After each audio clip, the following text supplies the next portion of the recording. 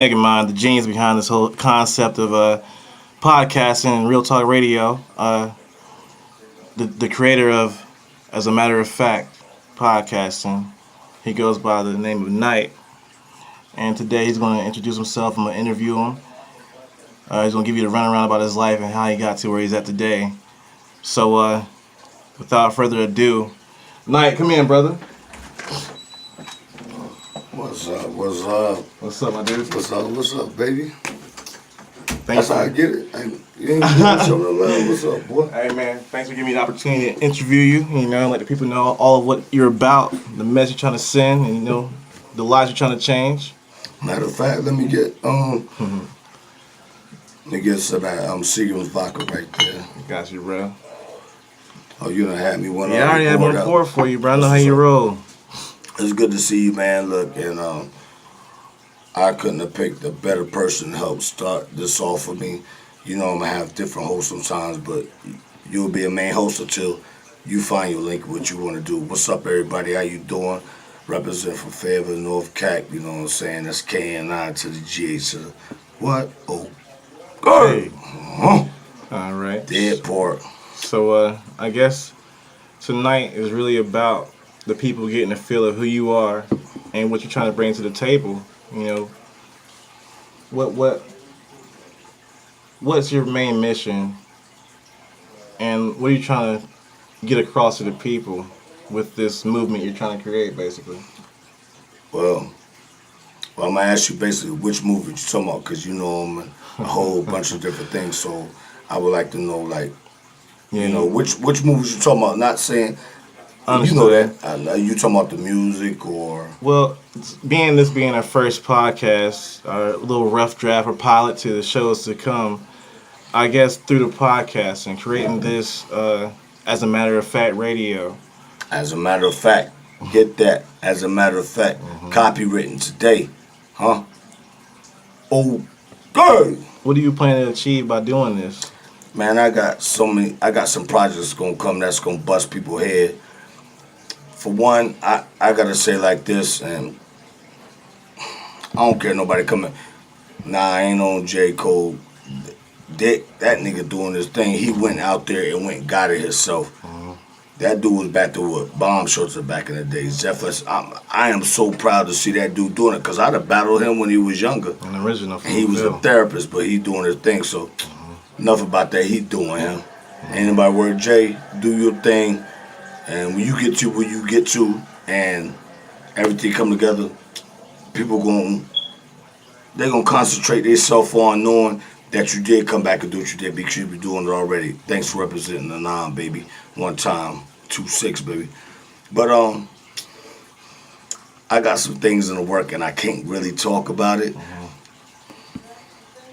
With a toy company, and you like with a toy company. Well, what can you say about what you're trying to do? I mean, I know you can't speak on it too much without revealing too much of your plan.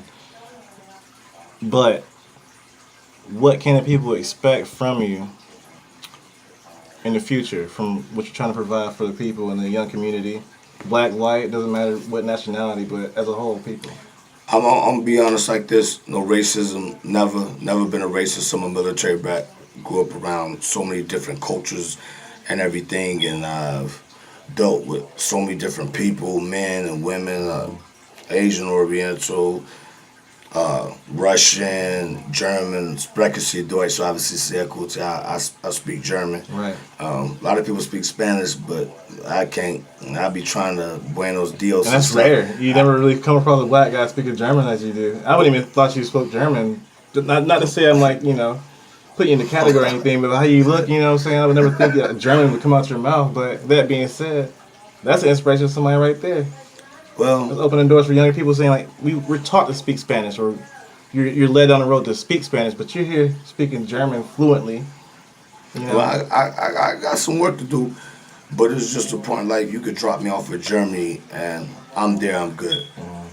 I was treated as a young black man, a younger child, very good by the German people. Wonderful. So you really had no struggles while you were there. I mean, that really stuck out here, you know what I'm saying? As far as racism goes, or well, I mean, I had the struggles with my parents, you know what I'm saying? here and there, and going to it later.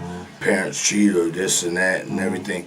But I can always tell my mom back to my first birthday when I got my Snoopy board game, but I had a skateboard. She was like, "How do you remember that?" Because I remember she used to hide and go seek with me. I'd cry. I remember a little mixed white and German boy. He had a basketball and his mom wouldn't let me play with him, so I caught him outside and I beat him up. But I felt bad. I still think about this today. Right. But all in the roundabout, what I'm saying, LOL. I ain't no violent person. But But things happen. But he learns from his mistakes, and he's owning up to it right now.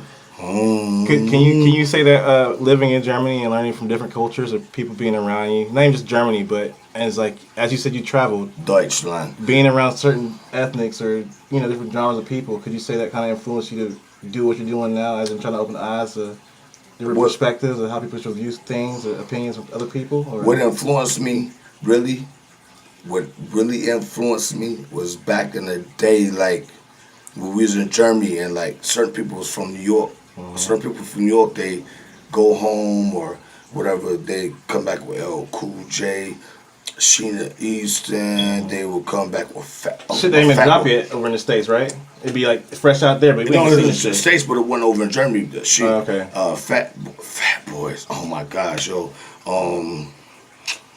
Of course. Oh my gosh. And this right here is wrecking my brain right now. Run DMC like crazy, like LL. I can go. Eric B came after a time and them, but they were still rhyming. It was just so many people, and it's like right now this is my first podcast, my first interview, so I'm trying to get so much out. MC Milk, MC Light, brother. Oh my gosh, that's one song I could play out. Boom. Now, can you say this? Day. That the people from the past, there will never be like that type of Beastie music Boys. Again. Beastie Boys. Yeah, they're from New York, right?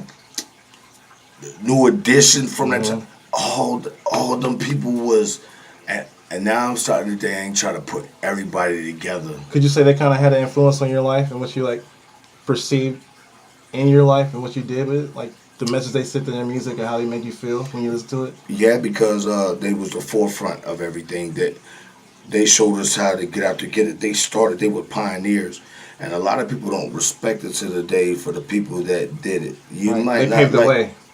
Of course, you might not like how somebody rhymed Kumo D or this and that and MC Light, but you gotta take it because they gave you Stetsasonic, even MC Hammer. I mean, I could They just put go their back foot in the door for those behind them that followed them in their footsteps. Yeah. So I'm like, So my question is, what went wrong with today's music, which is not really uplifting? It's more of a story of that person being, ruthless or a gangster, or being violent and fucking bitches and all this. Like, where did we go wrong as a nation, as a people? It's not even them. It's who. And if you independent, if you notice, independent artists are talking about their true real lives. Right. Now, people who go up under record labels want you to speak about what they want you to speak about. So can you say the independent artists are more positive than the ones that are signed on a label? They're more negative? I can't say they're not more negative, but they have to live to a certain standard of what that label gives them or tells them to do. All I can say, more so as more independent artists, like everybody's not the same. Not at all. A lot of them more honest and true with themselves or what they've been through, what they're going through. You know what I'm saying? Independent artists. As opposed to, I'm doing this.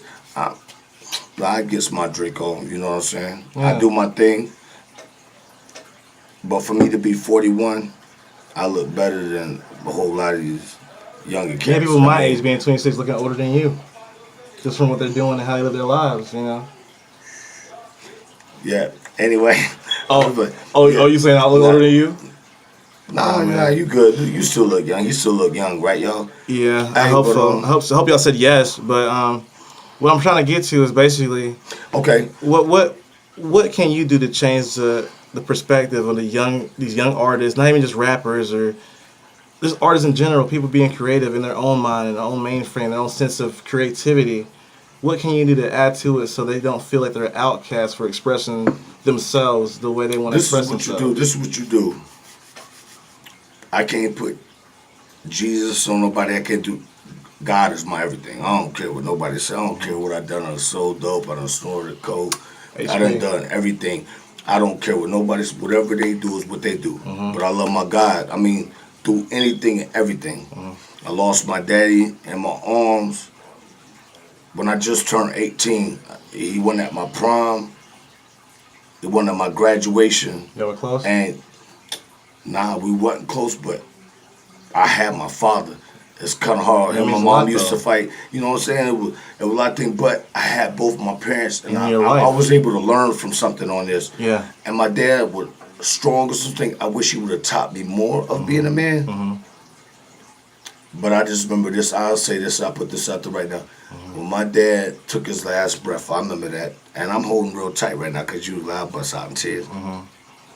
It's I only just right. It's ended up emotional. coming from Frankie Fun Park in Columbia, South Carolina, and something told me to go home. And my dad got out the toilet with me, fell down, and he was trying to breathe, and I was trying to get his breathing machine, and he took his last breath. And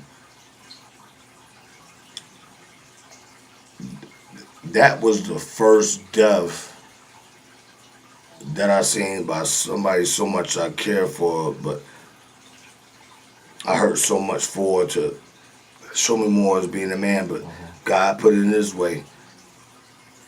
I don't know if you understand me on this. My dad got off the toilet and his penis was sticking out his pants. I put my dad's penis back in his pants for respect for him. Right. You know what I'm saying?